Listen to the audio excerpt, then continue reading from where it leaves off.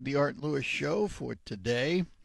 Coming up later this month, the Saginaw River Marine Historical Society will have a very special presentation from a very special person who happens to be my guest this morning, and he is the one and only Ric Mixter. Good morning. Art, it is such a pleasure to be back in your studio, and just seeing your smile is worth every hour I put into the car getting here. So, introduce our gate crasher. Oh, my God. Don Morin has been such a close friend for so long, a current president, a longtime president, and in the leadership of what we call the Dons, the mafioso of the River Historical Society. And, Don, I'm just so thrilled that you're here this morning. Well, it's always a pleasure, and it's fun in capital letters. Don is here. He wants to spend a little bit of time promoting some event coming up on the 21st, is it? 21st. Tell us about it. What is it? Saturday the 21st, Rick will be presenting his program. The title, Rick? We're going to call it Valley Girls because it's about ships that were built in the Saginaw Valley, and most of them are underwater because those are the best ones for me to explore. But we're going to talk about a lot of the famous ones. The ship that found Titanic was built on the Saginaw River in Bay City, the KNORR. So there's going to be so much to talk about, and with all of my talks, we'll have interviews with people, we'll have film footage from Defoe, we'll talk about Davidson shipyards. And it'll be a good time. To increase the audience, we're going to rename it Rick Talks About Girls. Ooh, I like that. Yeah, it's all my Valley girls. My wife's going to love that. Normally we meet at Trinity Episcopal Church at 6:30 on the third Saturday, but this month we'll be out at our museum and nautical gift shop at the Bay City Town Center on the corner of State and Wilder in Bay City. That'll be at 6:30, and our location is right near the center court next to the K Jewelry store. Any cost for somebody to attend? Free. No, free. And that in usually capital brings letters. so many people that they pack the museum and then they bring them out into the hallway too, which, these guys do, I think, 7 different presentations a year. And to have me back every year is the highest honor of all. To me, I get to kick off not only the Bay County Historical Society's second Saturday series every year for the last 25 years, but to come back every year and to see all my friends, not only with the society, but so many people that show up. It's for amazing. Those that don't know, Rick was around here in television for quite a long time. A long time ago. Oh, yeah. How long? Boy, I started with you here at SGW answering phones, and that would have been in 84, 85. Eric Gila, I remember watching his boy who was like 2 years old. And then I was on the air at IOG as Rick Collins, and then I went to Channel 12 as a reporter, and was there for 4 years, and then TV5 from 89 to 89 till 97. You were there like that. part of the Mike Avery era. Yes, I was lucky enough. Mike came from Channel 12 and came to TV5 about the same time, a year or two before me.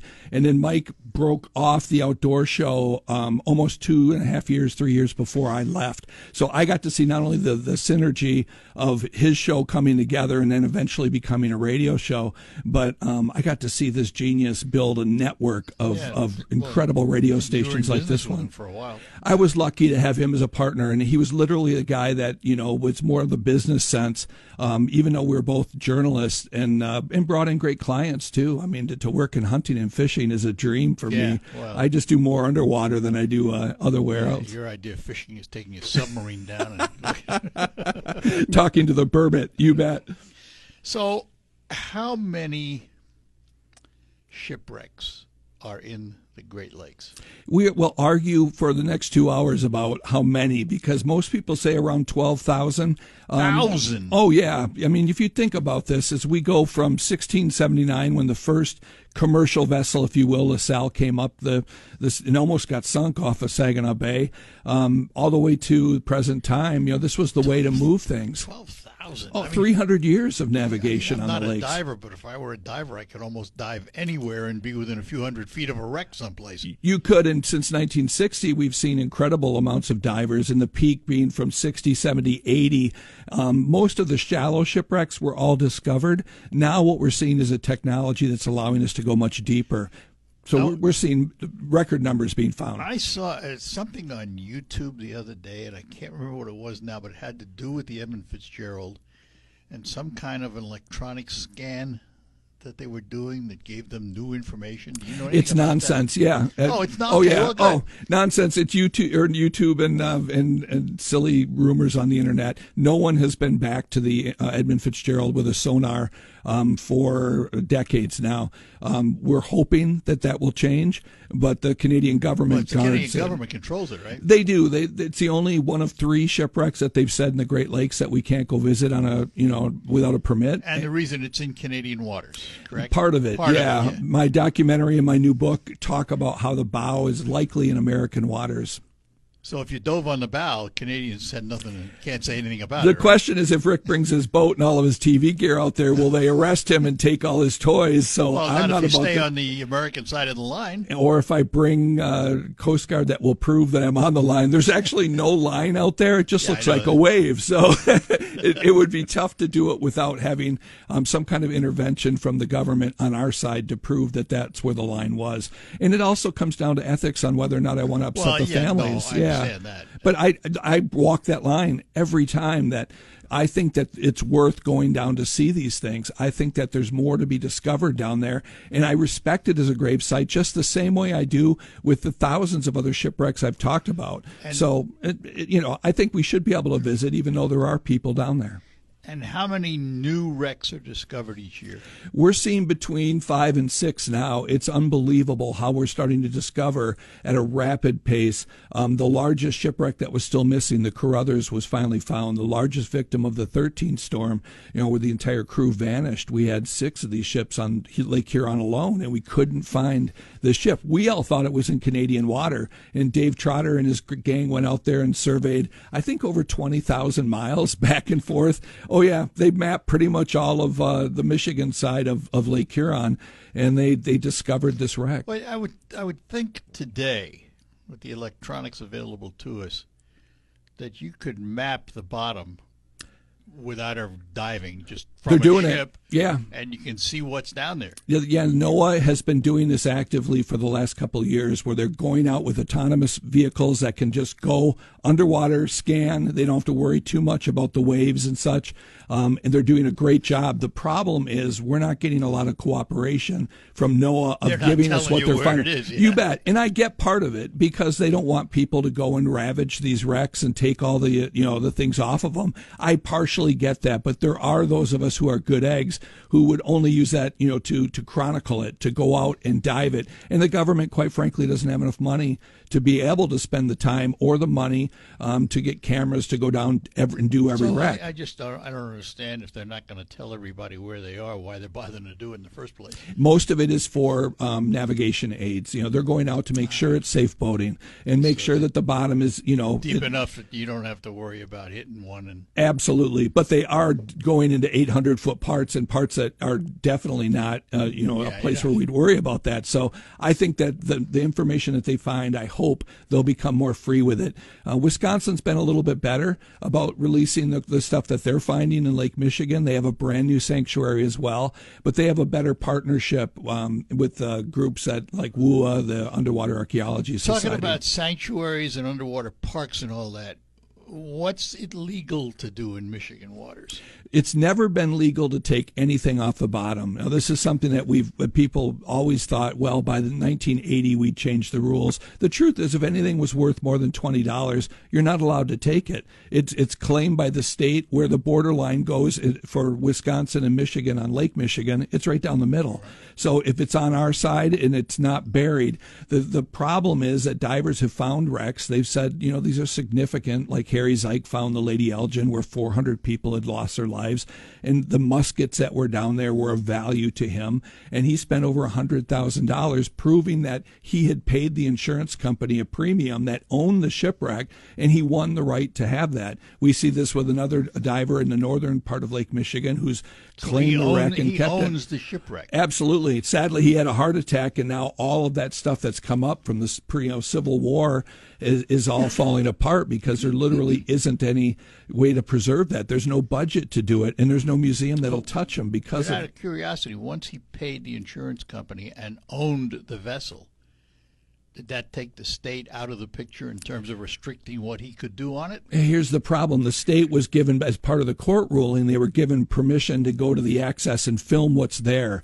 And once they went there, the coordinates got leaked out and stuff started disappearing. Now we're seeing things that finally showed up at the museum, the Maritime Museum in Chicago. One of the muskets, a watch turned up that turned out to be one of the publishers from the London Illustrated News. Big headlines everywhere about how it was returned to the family, but the question is, who does it belong to? It belonged to Harry Zeik, but there's all these gray areas on whether or not it was really legally brought up. Yeah. So there's a lot of questions about this stuff, and as a preservationist, I like to see stuff stay down there, but it's not realistic. Yeah. It's rusting away. Talking to Ric Mixter, who's going to be in town on the 21st doing a presentation for the Saginaw River Marine Historical Society. Don Morin with us, too, from the Society, where he heads it up. We'll be back with more after these notes. Looking for a unique space for your next...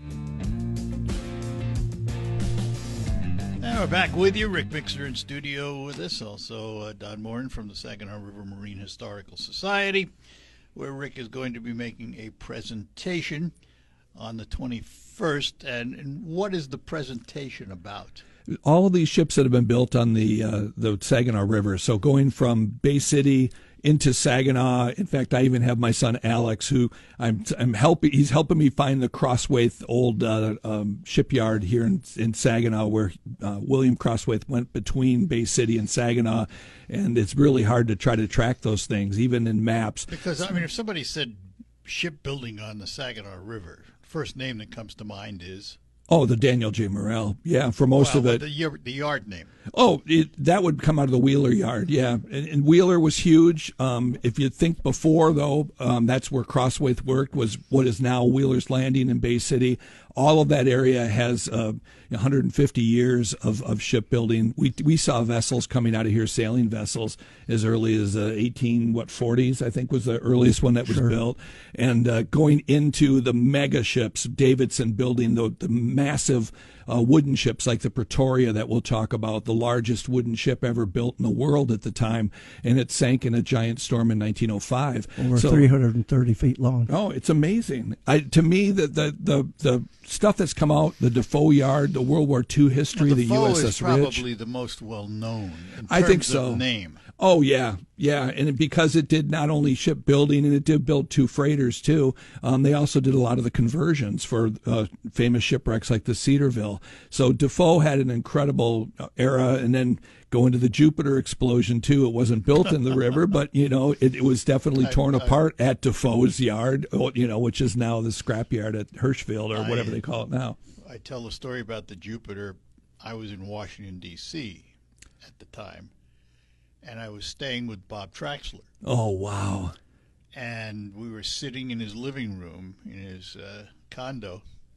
Television was on, and there comes the pictures. And Bob sat straight up in his chair because he heard where it was, And that night was shot. He was on the phone for the rest of the night. I got to believe it. And it was unbelievable looking at those images. To be there was first Avery and Brando had the best shot. Brando was on the bridge. Avery was on the bridge. I was way over by the company, the oil company location. So I was hidden, but we were right there when the governor, Blanchard, came in.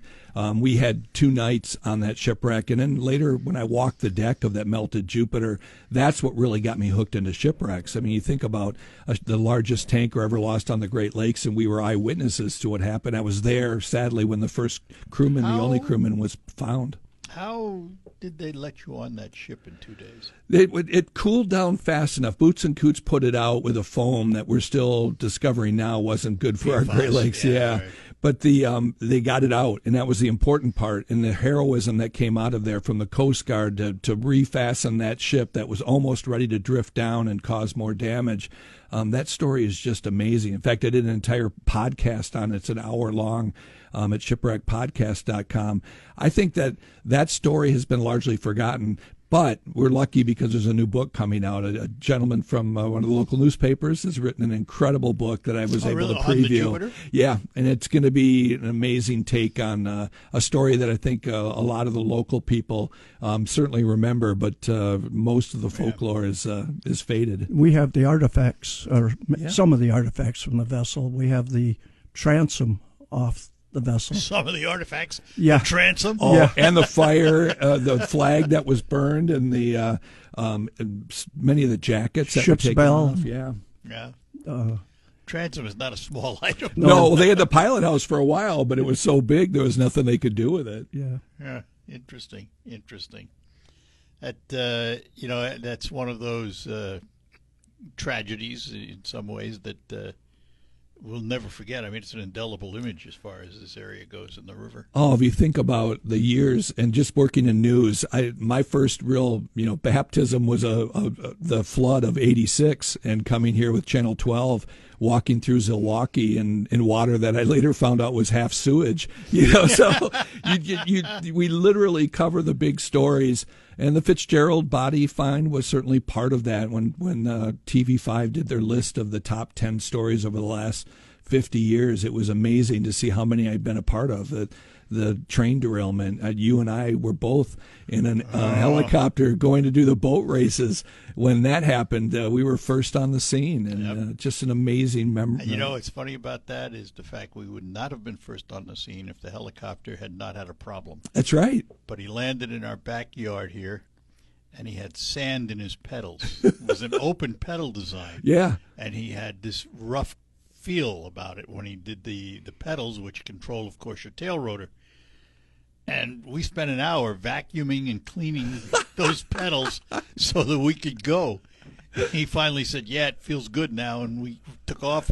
And we took off, and there it was. It just happened. You could have mentioned to me that there were problems with the helicopter before we took off. No, I tell you that. It was fantastic, and to be there, and to see the response of the incredible firefighters, the emergency personnel. No, it was amazing. It was just a true honor to be there and tell those stories. There was one of the crewmen that couldn't swim. I believe he was from Pennsylvania, and he jumped off the ship and drowned. Oh, on the Jupiter, on yeah. The Jupiter, yeah. And we have the mast from the Jupiter. It's about 65 feet long. Wow. And we've had talking relationships with the folks at the Edson, because that's the near proximity to where the fire occurred, and we'd like to re-erect that mast as a memorial tribute to that lost crewman. Build a base on land and stick it up. Wow. That'd be interesting. What got you into marine history, Don? Well, I grew up near the Coquitlam River and was one of the river rats. We lived in the river as kids, just about. And my father worked at Coquitlam Wood Products, also Steinecker Hydroplane in Coquitlam, Michigan, where they built the first hydroplane to go 200 miles an hour in a four-man shop where only two guys ever finished high school. And I was well into adulthood before I learned that my father wasn't one of those that finished high school. He just wanted to go work with his dad as a carpenter, and had taught himself how to build boats. And so our family, everything revolved around boats all my life. How old is the Historical Society? 35 years. Don Comtus, who couldn't be here today, was a gentleman that starting in high school, started researching the lumber history when Saginaw Bay City was the lumber capital of the world. And that delved in, after his research with the lumber, delved into the shipbuilding industry, where there were 500 commercial vessels built along the Saginaw River.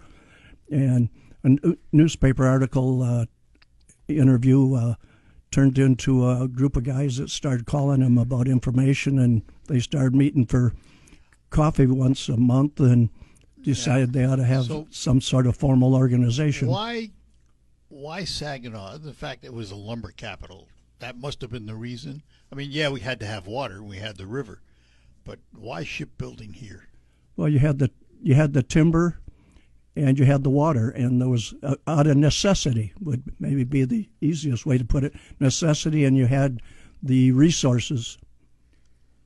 And if you look at the trees, not only the pine that we had for the decking, but the oak was so critical, and it went all the way up into Gladwin. So we had oak shipbuilding as long as Davidson could build ships. Yeah. All right, we're going to take a break, come back with our guests. We're talking to Ric Mixter and Don Morin about the Great Lakes, and Ric has a program coming up on the 21st for the Saginaw River Marine Historical Society. We'll have more on that. Take a moment to talk about my friends. And we're back with you. In studio with me is Ric Mixter, a great shipwreck historian of the Great Lakes Bay region, and also Don Morin from the Saginaw River Marine Historical Society, where he is president. And if you have any questions or comments you'd like to chat with Ric about any shipwrecks or things of that nature, you can give us a call at 989-752-6111. On the 21st of March, his presentation, Valley Girls, Shipwrecks from the Saginaw Valley, will be presented by the Saginaw River Marine Historical Society. When you say shipwrecks from the Saginaw Valley, these are wrecks of ships built here? Absolutely. In fact, one of them fits right into my brand new book I'm writing right now that's called Last Witness, Sole Survivors. The Daniel J. MORRELL broke in 1966. It was built in 1906, right at Wheeler's Landing, which is now currently called that. It was back then the Wheeler Yard. And at the time, with the Townsend was the largest ship on the Great Lakes. So here's a giant freighter that broke, the largest ever lost on Lake Huron. It's really the big story that comes out of the Bay City region. But we've got a lot of smaller ships, the Pretoria. There's so many different connections. The USS Rich that was exploded during the D-Day invasion that came from Bay City. In this revolutionary process they had of building destroyer escorts coming out of Defoe. The history here is so ripe. And as I tell people, I talk about the shipwrecks, but we only had a lot of shipwrecks from this area because we built so many. Hundreds of hulls came out of here into World War II and into even the Australian Navy. The Edson is an example of the class, but wasn't built here. No, sadly it wasn't. Even the Coast Guard cutters that were built here, we didn't have a great example, although there was one that they sunk as a dive attraction. But again, that one wasn't built in Bay City either. The Escanaba, being the big class that was built here, was also lost in a tragic explosion that we still don't know today why it happened. And how many of these wrecks are within, say, 50 miles of here? I would say, probably the most dangerous place on the Great Lakes was the tip of Michigan's thumb. We lost more ships there, but most of them were recovered because it was just horrible areas of rocks. Because of, like Don mentioned, the lumber industry, this was the place to get your trees from until we cut all the trees down by 1900. And then we started borrowing trees, cutting them down in Canada and dragging them here in huge tugboats and floats of mile-wide logs that would come in until Canada finally put tariffs that wouldn't allow us to do it. That wasn't so much about the logging industry as it was about the need for the lumber for shipbuilding and things of that nature, right? Yeah, and it was the traffic that was coming out of here. I mean, if you think of the millions and millions of board feet, so much of it, too, that even helped Chicago after their big fire in 1872, 1871. So this is really the area that grew, and then unfortunately, once the trees were gone, even our salt industry that was here, that was incredible, among the best in the world. Morton Salt, getting a lot of their salt from here. It all dried up. As soon as we lost those trees, we lost our ability to really fire the pans that would make the salt. So within a couple of years, all of these incredible businesses that were along the river vanished. And by the 1920s, all we had was some hardwood flooring that was being done. And when was the last ship built at Defoe? That's a great question. Do you know when the last one that came out? I mean, the Hutchinson was one of the big ones, and then we had modifications that came out. I would say 57, 58. Well, no, I worked there's summer job when I was going to Delta, and that was 65 and 66, and we were working on the Navy ships that went to Australian Navy. Yep. And I'm not sure when those finished up. That's interesting you say the Australia, because that's where one of the hulls that they were trying to get before the Edson was in Australia, but it was already just a shell. They did. Yeah. And all three of the vessels that were built here were all sunk around the continent of Australia so that divers can go visit them. And the Brisbane still, I think, has its guns on it, too. So it's an incredible dive attraction within 100 feet of water. You know, and the ocean has kind of taken its own now. It's full of coral and stuff that I'm sure the builders that were working on it in Bay City would have never thought. But they served through the Vietnam conflict, and they served Australia very well. And then we have the KNORR, of course, that found the Titanic with Bob Ballard. There's incredible ships that came out of here that have a great legacy. I wonder how many are still floating around. The KNORR is still floating. They haven't scrapped her out yet. I know that there's a couple. The Jimmy L. tugboat that used to be called the Naugatuck, which was in a tandem launch with the Raritan that saved the guys from the Escanaba. Imagine in World War II, the Escanaba blows up tragically. 100 people are lost.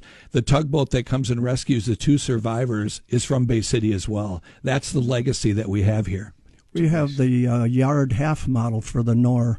There's many artifacts from the Defoe family that have been given to us at our museum. So there's a yard half model. It's probably about 4 feet long of the KNORR, and you can come and see that at our museum. All right, take a break, come back with our guests.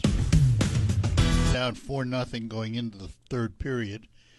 They won the game in overtime, 5-4. Wow. Unbelievable. With me, Ric Mixter, who's going to be doing a presentation on the 21st at the Saginaw River Marine Historical Society Museum. And it is a presentation called Valley Girls, Shipwrecks from the Saginaw Valley. Do we know how many ships were built on the Saginaw River in total? Over 500. Over the span of many decades. Many decades. Yeah. That's commercial. That's not counting the pleasure craft and smaller vessels that were built. That's commercial vessels, over 500. And we have a book that Don Comptus and some of the other fellows put together a few years ago. Dave Swayze. Going back to when would you say was the beginning of the shipbuilding period? 1840s. I'm trying to remember the first one. Yeah, but the big boom was when we went into the 1870s, 1880s, 1890s is when it got big, and then they switched to steel, and Wheeler took over. Turn of the century, it became steel. And then Amship took over Wheeler Yard and pretty much ran them out. You know, they ended up switching to Lorraine, where a lot of the big ones came out of. And of the ships that were built here, I wonder how many are still sailing. They just finally, in fact, you got a piece of the Ojibwa, right? Yes. Yeah, the Hutchinson, or which one was that? It was built as the Hutchinson at Defoe, and it went to scrap, it's almost 3 years ago. So we went to Canada and took a look at what we could have from the ship, and we got the ship logo, the Ojibwe symbol, off the stack. And when you see a vessel go by, it looks like a postage stamp, but in reality it's 6 feet tall and weighs 280 pounds, and there was one on each side of the stack. So we have that. Those are the company logos. That was company logos. And we have a porthole and some lights. Also, we have the two mast off the ship, and we have the steering pole that would have projected off the bow, so when you're steering the ship, you got a pointer out in front of you. But the Naugatuck is still sailing. It's breaking ice. In fact, Green Bay had so much ice. This tugboat that was built here in the 30s, 36, I think, it came out in a twin launch with the Naugatuck, still sailing. So this legacy lives on. You got to wonder, today's Naugatuck, how similar it is to what was launched originally. The hull maybe is it, but they definitely switched out the steam power plant. That changed, you know. Absolutely. But to think that metal is still busting ice is pretty incredible. Yeah, that is very incredible when you think about it. So what have you done? Well, you can't. That's right. We'll have to talk about it next hour, folks. We'll have some conversation about Ric's health. He is very healthy, but he had a scare. Yes. And we'll talk a little bit about that. But it's kept you from diving, hasn't it? It has, yeah, and it's tough to be out of the water. It kept me from driving, so diving and driving. And my queen had to drive me for over 4,000 miles last year, the busiest schedule I ever had. So I'm very much indebted to that lady that not only chauffeured but had to put up with my bad stories for so long. Does she cook for you too? She does. She's amazing, and even a better mom too. All right, we're going to take a break here at the top of the hour and go into the news, and then we'll tell you what's ahead. For 60 years.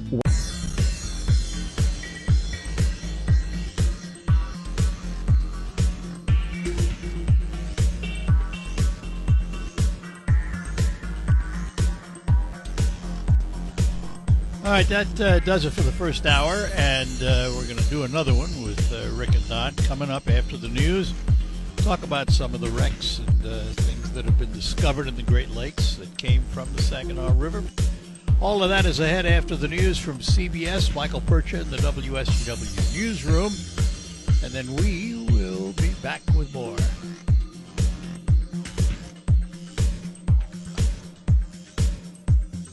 To hour number 2 of the Art Lewis Show, a continuation of hour number 1. Special guest this morning from the Saginaw River Marine Historical Society. Its president, Don Morin, is with us. And coming up on the 21st, the Society will have a special presentation by our other guest. And he is historian Ric Mixter. Historian, videographer, diver, book author. 4 books right now. I'm working on my 5th one. You're working on your 5th. And don't forget Grandpa, too. That's a very important title as well. Oh, Grandpa, yeah. Okay, good, yeah. Good. Let's see. Telltale Sounds. Tattletale Sounds. Howling Winds. Bottled Goodbyes. Yep. The Wheelsman. Howling Winds, yep. All their books by Rick. And many, many videos and YouTube and all that stuff. Over 30 for PBS now, which I'm just honored. Have you done over 30 for PBS? It's really? been a real treat, and every year they have me back to help raise money. And as we know, critical need to do it. Yeah, so to me, that's how I was raised in the UP, watching PBS. So for me, it's been an honor to be able to bring money right back. Okay, we mentioned, I just want to touch on it quickly. I don't want to spend a lot of time on it, but I think it might be inspiration for others. You mentioned a medical issue you had a year ago, a little less than a year ago now. Isn't it interesting that I cover hospital things? I was lucky to go into surgeries and watching Dr. Schenko do brain surgeries with Covenant and St. Mary's and so many. And all of a sudden, I wake up with my arm paralyzed and a horrible side cramp on my way to a lecture in Petoskey. So this was your first symptom? Yes. First recognizable symptom. Yes, because my leg had been numb for years, and of course the doctors just go, Rick, you're old, and you just deal with it. But you think about it now, and I'd get dizzy when I'd put my head down, and it turns out it was a 5-centimeter tumor in my brain, which that's why my voice is so scratchy, because right where it located, and thank heavens it was on top of my brain. So think about roughly probably a tenth of my brain was being mushed, by this big tenth of a brain tumor that they cut out, no cancer. And within 2 weeks, I was doing lectures. The problem is my left vocal cord is somewhat paralyzed yet, but the doctors have seen improvement. Even my good friend Don said it sounds better than the last time I talked to them. So it's slowly coming back. I feel great. It was tough for me to have somebody else do all the driving, and I can't dive for a while. Can't dive, right? No, until July, and I cannot wait to go. But I can fly, and it didn't slow me down. For the 50th anniversary of the loss of the Fitzgerald, I had over 40 lectures in 4 states. And so I never missed a one. The Petoskey one I have to make up because I was in the hospital from the 28th of June to, I think, the 9th of July. And the staff in Detroit couldn't have been better. I'll tell you the highlight, though. My daughter is in neurology, and she's a PA, and I get to watch her work. And to have people come into my room and say, your daughter saved my life, or the staff to say how wonderful Jamie is. I loved every second of that recovery period because I got to do that. And I tried every meal they have except meatloaf.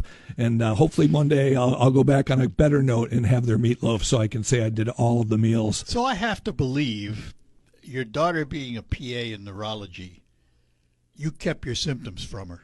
Well, part of it to because a degree. I'll be 62 March 20th. Youngster. And I thought that this was just getting old, that the numbness in my leg, I couldn't drive more than 2 hours. The dizziness I was getting when I played with the grandkids, if I tipped my head back too far. The speech, when I went to record things in the studio, my tongue would trip. And this all turns out that the tumor was sitting right in the center and just aft. And so they had to take the whole top of my head off and put 6 plates in there. And the science behind it is amazing. And I'll tell you that. I'd be afraid if it took the top of my head off. Well, I might not find anything. I don't think they did. They did tell me, because I was worried I was going to lose all my shipwreck knowledge. And they said the only thing I lost was the ability to remember my anniversary or my wife's birthday. Oh, Oh, jeez. So I have an excuse now, but it's fantastic that I can recover so quickly. The doctor told us, hey, this is just another Tuesday for me. So when you look at that and you realize that the confidence going in, they put me under. I knew everything was going to be taken care of. I knew my family was good, and quite honestly, you reflect a lot when you're going into that. I did when I had my heart ablation too, and I do a lot of stuff that it has risks. I had a muscle problem in 2005, and it wakes up your thoughts of your fallibility. You're It does. not infallible. Guess what? But I've been talking about this, about what your legacy is, and I have a tiny little page in a multi-million page legacy of anything.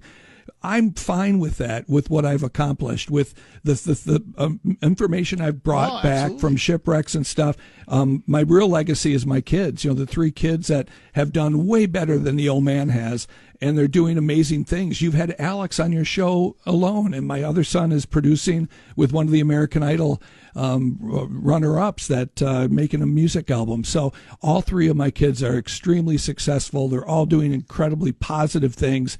And that's what you hope for. Well, that's your legacy. I mean, I look my 2 are the same way. That's you have to. You gotta.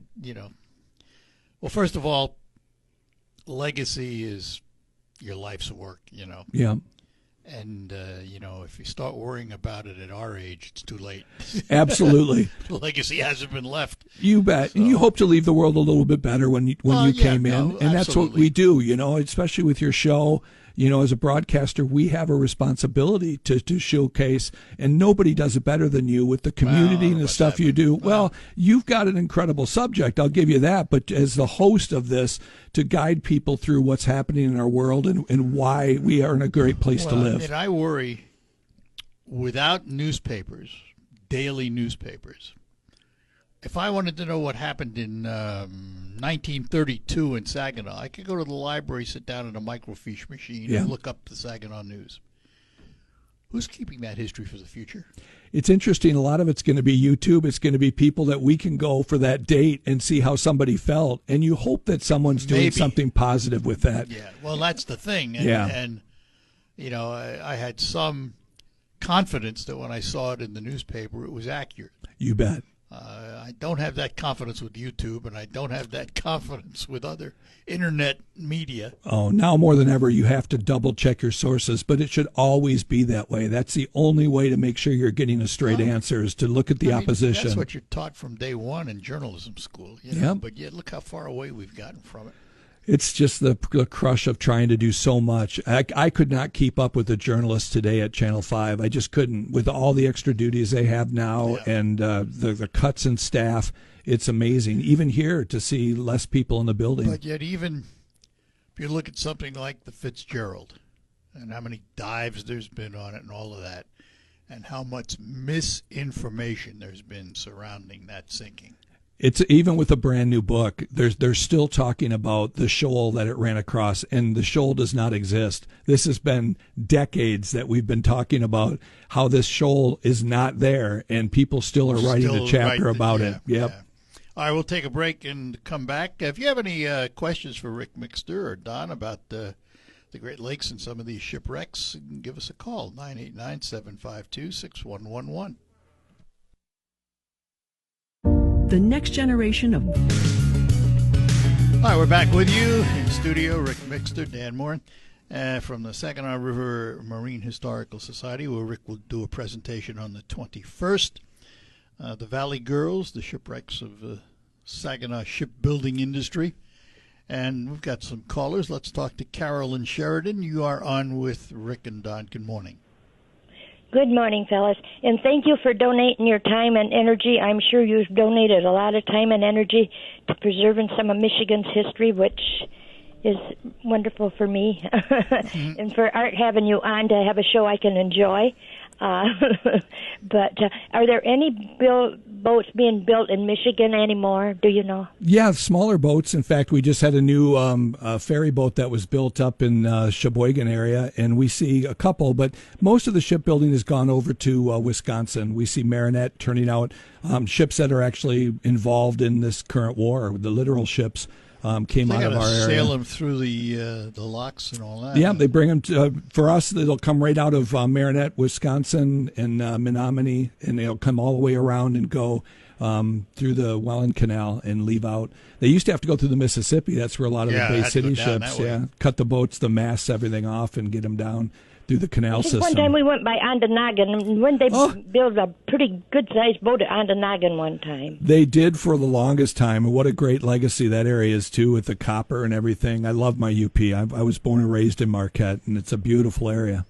Well, we sit at the Two Heart and look out over Lake Superior and think how nice she can be or how wild she can be, and all the people and the adventures that was on Superior. And I tell the kids, don't mess with Superior. They'll go down there with kayaks, and I say, Oh, there were 4 different life-saving stations, including one right at Two-Hearted. So you were right there, and you know how dangerous that lake can be. That's why they call her the graveyard of the Great Lakes. Oh, yeah. Well, that's long gone. Well, I do have a hinge from there. I found a hinge that I'm sure was part of the... Probably from the lifesavers. There wasn't much there. Start your own museum. Yeah. Oh, well, I do, and I should clean it out. They keep telling me. I could use it. People say I'm unhinged. All right. But just thank you for donating your time and energy to things that we really need to care about. It is truly my pleasure. Thank you. Thanks, Carol. Okay, thank you much. Bye-bye. Now. And in Bay City, we find Terry this morning. Terry, good morning. Good morning. My question is about in the Saginaw River there by the community center in Bay City. There's 2 boats that I guess were burned up because they were no longer useful, and they burned them while in the river, and now they're exposed. Are there other boats in the Saginaw River like that? There's over 5 that are in that general vicinity. In fact, some of the largest of the wooden boats ever built. Grampian, several of the Shenandoah, Sacramento was in the slip there. We see the rudder that's there, and Don was just telling me, Don, that the rudder's in bad shape right now. Yes, it's going to be restored here over the course of the next year or so. Really? And Saginaw River Marine Historical has been pulled in as part of the advisory committee on how that's going to proceed. And if you go out to the that came off the Sacramento, which was over 330 feet long, that the remains of it are out there just off the seawall. And there's 4 or 5 other vessels there. They're in that right channel, aren't they? Yes, they are, yeah. And they right up against the shore. Channel. And they were burned by arson, sadly. These were wrecks that were sitting there. They were never rebuilt as soon as Davidson went out of business. And sadly, arsons took their toll on that, and that's why they're still there. So you still see the ribs every now and then.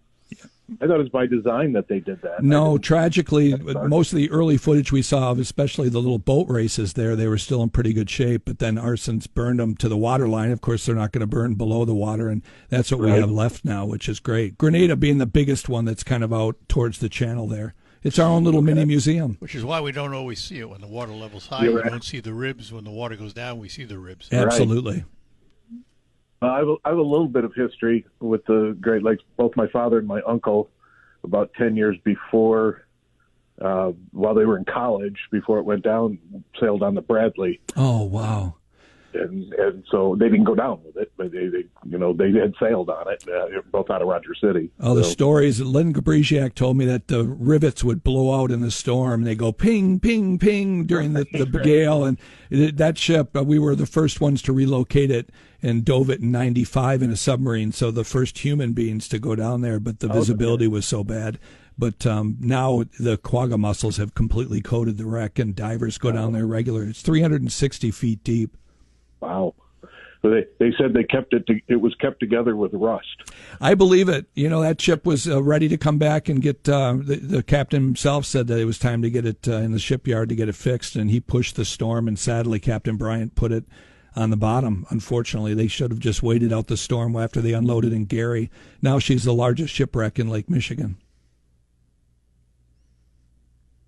There. Hello. Whoop, Terry. I think he disappeared. Oh, good talking to you, though. Good talking to you, Terry. Thank you. If you have any comments for Rick or Don, 989-752-6111. How long is your presentation at the We typically do an hour, and then I stay after for at least another hour. It's nice being right in the mall because there's so much extra area to go walk around. The museum, it's neat to be right at the museum because people can see all the incredible artifacts that they have right there. And then to have the experts like Don Morin and all of the crew there know about wrecks. Don, how many people can you accommodate? We can accommodate over 100. We have overflow in the corridor, and we have another large TV monitor out there for any overflow. I think Terry, Terry, are you back with us? Yeah, I got cut off for some. Oh, I'm sorry, disappeared buddy. on us. I just had one more quick question. Please. It seems every few years somebody says how they found the Griffin. Has the Griffin been found? No, it hasn't. The current underwater archaeologist, Wayne Lasardi, who works up at Thunder Bay by Alpena, has gone on 20 different wrecks that people have said have been the Griffin, and the Griffin has not been discovered. We'll know as soon as they come up with a cannon. The cannon we know is on board because LaSalle, when he later sailed back from France to try to find his route back to the Mississippi, got lost and lost a ship called La Belle. And they had several cannons and all kinds of materials. Over 2 million artifacts were on board that ship. So we not only know what the wreck will look like, but we know what artifacts to expect. And the cannon will probably say King Louis XIV on it, as many of them were imprinted. So don't believe anything from a nail or a board or a mast or anything they say. When we find those cannons, and I think we will, with the way we're finding shipwrecks now, and with the state and the federal government out there mapping as well, you're going to be surprised at how many more discoveries will be made. Well, speaking of government, has the whole NOAA thing around Thunder Bay, has that been a good thing? I think so. I mean, you can argue it's $6 million. I'm not sure what their current budget is, and they don't get a lot of people through. They say 100,000. I would probably argue that, but to walk in there and see a sinking schooner, it's one of the greatest maritime museums anywhere in the world, I would say. But just the location has been very difficult for them. But their outreach for kids, learning how to use robots, there's been amazing things, and the staff there is amazing to work with, and they keep the buoy system up on a very popular dive area as well. So I would say yes, but as a guy who likes to save some tax dollars, you got to kind of put it in perspective. And we've got 2 new underwater preserves, one in Lake Michigan for Wisconsin and a brand new in Ontario. And I don't know what the future is on those, or if I can argue that those millions would be well spent. We've got incredible museums to take care of this, and people can even do it privately in many cases. So I don't know. There's an argument both ways, but I'll tell you, I certainly enjoy the museum up at Alpena. All right. Yeah. Very good. All right. Terry, thanks. Take care. Bye-bye now. Carol is in Hemlock. Carol, good morning. Yes, good morning. I'm old enough to remember when the 3rd Street Bridge was still standing. Oh, yeah. And Defoe Shipbuilding was right there. You could see when you went over the bridge.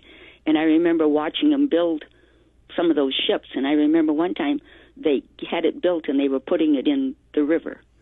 And that was quite an experience. It was a big deal. The town bands would come out. Central High School would bring their bands out, Don. I mean, it was a big deal for not only the workers, but the whole town. Yeah, you get out of school to go watch a ship launching. And also, wasn't there a Les Statiker in Calcollan that built ships? No, he hydroplanes. built hydroplanes. My father worked there building the race boats. They built somewhere in the vicinity of 55 unlimited hydroplanes in that little four-man shop. Yeah, I was raised in Calcallan. Oh, what was your maiden name? I remember. Confer. Oh. My dad owned Confer's Garage. Yes. Right next to the Calcallan Stone Sale. Yes. History right there. There you go. Oh, very good. So, yes. like I said, I'm old. Like I said, the 3rd Street Bridge. Every time you'd go to St. Lawrence Brothers, which was right there at the end of the bridge, there was the big ships being built. Yep. It was quite an experience. Excellent. So, Carol, okay. thanks. Thank you, Carol. Appreciate it. You're welcome. We have a couple exhibit cabinets with regard to the race boat history in our museum because the last all-mahogany race boat, the Miss Pepsi, is in the Dawson Museum of the Great Lakes on Belle Isle. And it's in its own glass building that you can see from outside. So the history from there, they even built 3 jet boats. The last one would have unofficially break the world record at 280 miles an hour before the rudder broke off up at Hubbard Lake. And that's good. No rudder at 280. That's good. That'd be a nice ride. The boss had to bail out at about 200 mile an hour and lived. Jeez. He only had one limb that wasn't broke, but he ended up in a cattail marsh. Wow. All right, we got to take a break, and we'll be back with our guests. And lines are open if you have any questions or comments for them. Hi, I'm Ray at Big Dick. Back with you in studio with me, Ric Mixter, marine historian of some notes and lecturer, author, and videographer and diver. Also with us from the Saginaw River Marine Historical Society, its president, Don Morin. So, Rick, let's talk about some of the things you're going to talk about in this presentation, the Valley Girls, if you will. What's most notable in this? For me, it's about the full picture of everything that came off of the river system, and to show people just really the Mecca that this was for shipbuilding. A lot of people forget about this until the water levels do go down, and you see, these monoliths, these giant monuments, if you will, of the shipbuilding. I love the stories that come from Defoe because we have a better record. As a television guy, I look for any kind of visuals that I can find, and because Defoe was so prolific with film footage, I have incredible archives from World War II of the rollover method that they did. In the Rich, I did. How did they launch? Did they back out, or did they slide them off? They slid them off, the majority of them. The big splash. Yep. And in the cases we talked about, the Naugatuck and the Raritan, they went off in tandem, which is very rare on the Great Lakes. But we'll show what they did. We'll talk about the Escanaba. I think that the story from World War II, where this vessel goes from being one of the biggest rescue vessels, bringing the crew of the Dorchester home after 800 guys went in the water. Think of this tiny cutter from Bay City picking up 80 guys and another 30 that came on, I believe, the Comanche. And we'll talk to people that were rescued. This has been my quest for my last 35 years, is to go around and record these people, and they're all gone now. So the survivor from the Dorchester, the survivor when the Escanaba actually blew up in 1943, they don't know why. It just exploded. It either hit a mine, or according to the survivor that I talked to, O'Malley, he said... Wait. Hit a mine where? All the way up in the North Atlantic. This is where they were. Yeah, the big quest not right like Great now. Lakes. No, well, it brings us to local history now with the president wanting to get Greenland. Greenland was crucial during World War II for cryolite, for our manufacturing of aluminum, and it also for air bases. We built several buoy bases around Greenland. We helped keep the Nazis out of there before we were even in the war. So the United States has always had an interest in this area. And for my story, it comes down to the troops that were being shuttled back and forth, and the U-boats had easy pickings. And they would literally go on the radio. We had our own version of Tokyo Rose that would broadcast to the troops to say, We know where you're at. We know where the Dorchester is. And then they torpedoed and killed over 600 guys going to these bases. And then when the Escanaba blew up, 100 people drowned, and only 3 guys made it to the floating protector. It was actually a strongback that would keep the lifeboat from crashing into the side of the Escanaba. They froze to that.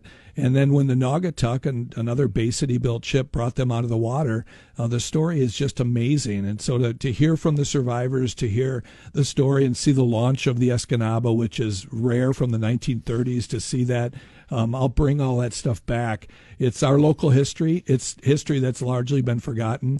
And then you tie that into the modern stuff with the survival of Dennis Hale, the sole survivor who made it through 1966. They never got a mayday out. The ship ripped in two. The stern kept sailing for 5 miles. The bow goes down, and this guy makes it to a life raft. And for 2 nights, no one was looking for them.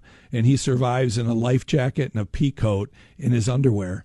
And all he does is loses his toes, and poor Dennis, I mean, the guy just had a horrendous life from the day he was born. He lost his mom in childbirth all the way through to the shipwreck, and then became one of the biggest lecturers on the Great Lakes with a story that no one will be able to match. So I'll talk about Dennis, too, and some of the I helped produce his book. I published his Soul Survivor book. So we'll bring some that to the audiences as well, and I think it'll be a great hour. And then just to be around my friends, they know I love coming to Bay City. The Saginaw River has been a group that has always been so supportive of what I do. And that comes back to research. Around here. I mean, it is, but to open your archives and to do that, as so many people have done, it's amazing to be able to give back in my small way. You'll be able to come and ring an actual bell from a shipwreck off the tip of the thumb and see the oldest surviving boat built in Bay City that's above water, where Rick's going to talk about. I'm going to ask you about that. The underwater. Oh, yeah. What is that? We have a 18-foot motor launch built by Defoe in 1913. This was a private boat as opposed to a commercial boat. Yes, it was something you would take to go out and fish or go on a picnic with a little single-cylinder engine in it.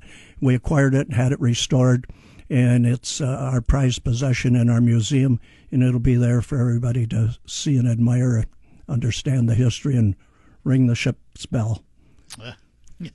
Yeah, I was also part of bringing the Amacita back from, was it South Carolina? Where did we come from? Yeah, North Carolina. North Carolina. That's another great treasure that they have. The Amacita is the second oldest surviving boat built in Bay City in 1915. It was shipped as a kit from Defoe's, assembled behind the French embassy. That's right, they built kits. I forgot about that. Yes.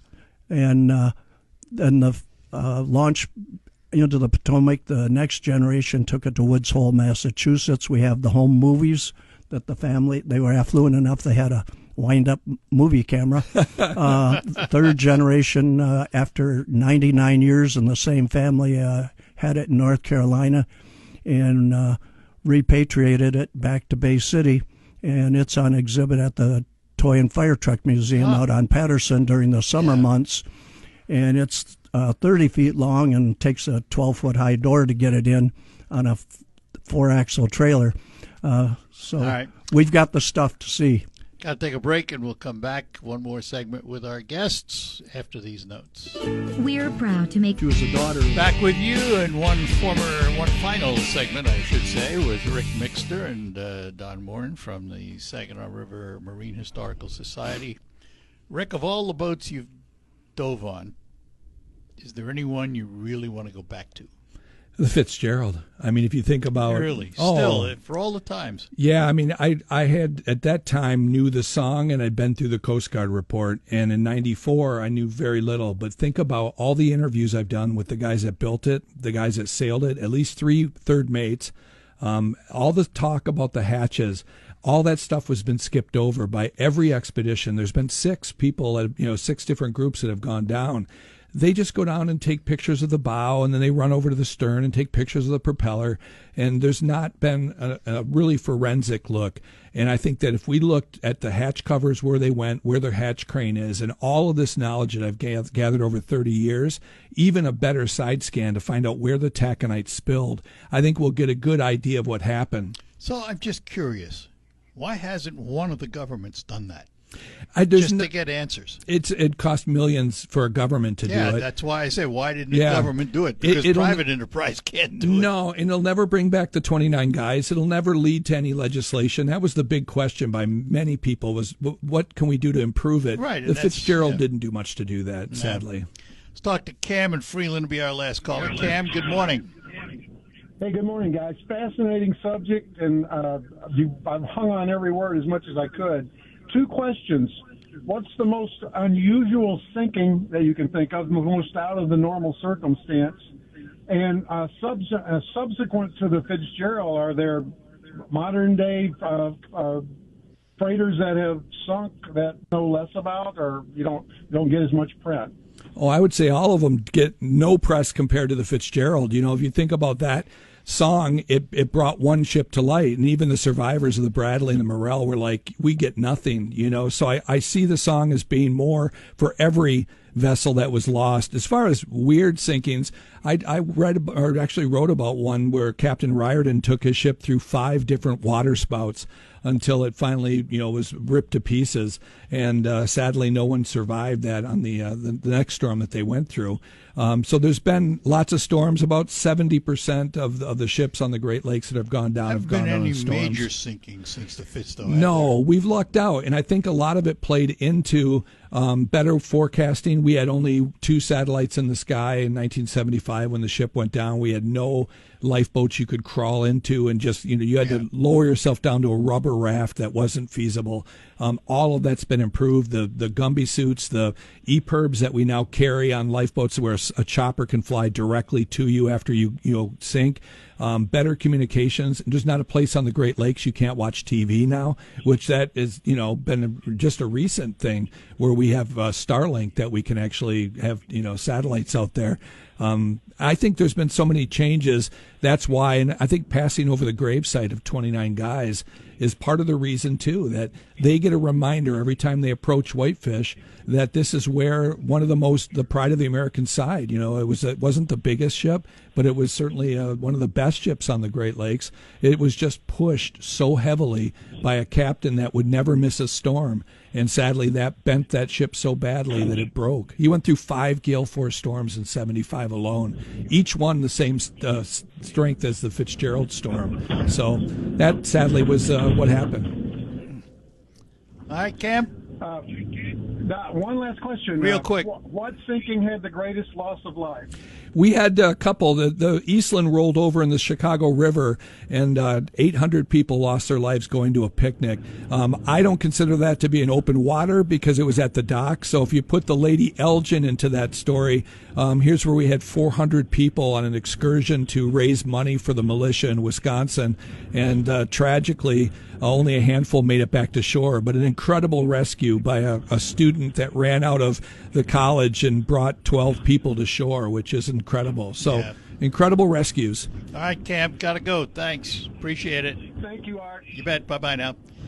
All right, so Don, remind everybody again about Ric's presentation. Okay, Saturday the 21st, our program will be at the museum at the Bay City Town Center for the Saginaw River Marine Historical Society. Our museum is located near the center court in the museum, and it'll be at 6:30 the 21st.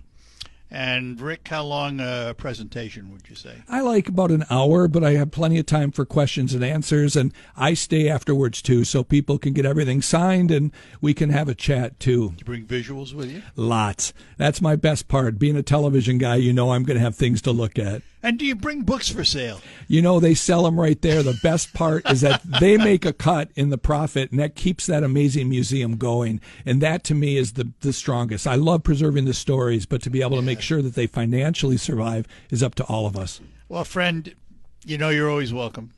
Anytime you want somebody to chat, my brother. Hey, Ric Mixter, one of the greatest marine historians you will ever meet. And Don, thank you for joining us. Well, thanks today. always. Keep up the good work here at SGW. We will. Take a break, come back, tell you what's ahead on Focus after these notes. Hi, I'm Jen. And I'm Kevin. Do it for the Art Lewis Show for today. We'll be back Monday with lots more. Coming up, we're going to learn about Hispanic Sports Awards on Focus. That will happen after we take care of CBS News and the local report with Michael Perchip.